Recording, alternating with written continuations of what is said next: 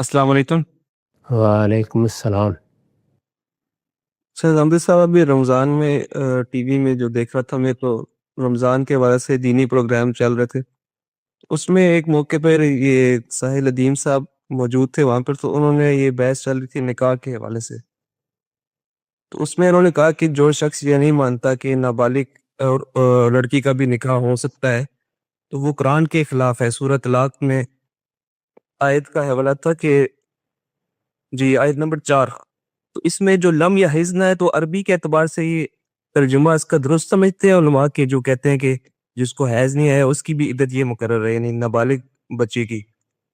और ये भी उन्होंने कहा कि जो औरत है वो अगर ये शर्त नहीं कि उसका ज़हनी तौर पे भी मैच्योर, ज़हनी तौर पे भी वो मैच्योर हो, सिर्फ़ फिज़िकली मैच्योर हो, वो इनफ है।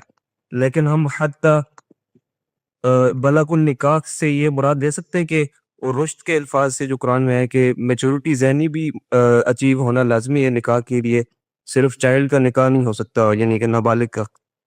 जी वाज़ेह सवाल, शुक्रिया। सूरह तलाक की आयत को बिल्कुल गलत बयान किया गया है। उसमें ये ज़ेर बहस नहीं है। उसमें ये ज़ेर बहस है कि बाज़ ऐसी सूरतें पैदा हो जाती हैं जिसमें अय्याम नहीं आ रहे होते और एक तरह का इर्तियाब शुबा पैदा हो जाता है कि अब क्या सूरत हाल होगी।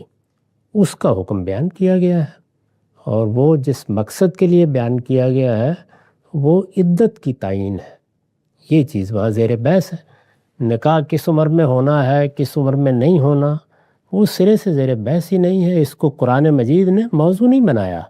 सलामती है उन आंखों पे जो हिदायत पे नजरें जमाए बैठी हैं, उन कानों पे जो जिक्र खैर के मुंतजर रहते हैं, और उन कदमों पे जो हिदायत की राह पे गामजन हैं। वो चीज़ें जो इल्म व अक्ल की रोशनी में तय होती हैं, उनको अल्लाह ताला क्यों मौजू बनाएंगे? उनमें कोई बड़ी गलती हो रही हो तो तंबीह कर दी जाती है, वरना इंसान खुद अपनी अक्ल से अपने इल्म की रोशनी में सही राय कायम करते हैं।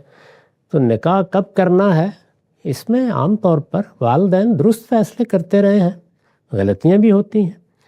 हमारे यहाँ जो पुरानी माशरत है उसमें इस तरह की गलतियों की इस्लाह बुज़ुर्गों की नसीहत से हो गई, ख़ानदान के ज़ोर से हो गई। इसी तरह अब रियासत, जदीद रियासत क्योंकि बड़ी मुनज़्ज़म हो गई है, तो उसमें कानून साज़ी भी कर दी जाती है। इस तरह की कानून साज़ी लोगों के हुकूक की हिफाजत के लिए की जाती है। यानी अगर आम तौर पर ये मालूम होता हो कि छोटी उम्र की शादी हक तलफ़ी का बायस बनती है, बच्चे के लिए भी और उसकी माँ के लिए भी, तो कानून भी बनाए जा सकते हैं। अलबत्ता इस तरह के तमाम कवानीन में इस्तिस्ना कायम रखना चाहिए, यानी ये बता देना चाहिए कि फ़लाँ और फ़लाँ सूरत हाल ऐसी है जिसमें इजाज़त भी दी जा सकती है। तो ये चीज़ तो बिल्कुल इल्म व अक्ल की बुनियाद पर तय करने की चीज़ है। इसको जो लोग कुरान से निकालने की सही करते हैं वो ख़ुद कुरान पर ज़्यादती करते हैं।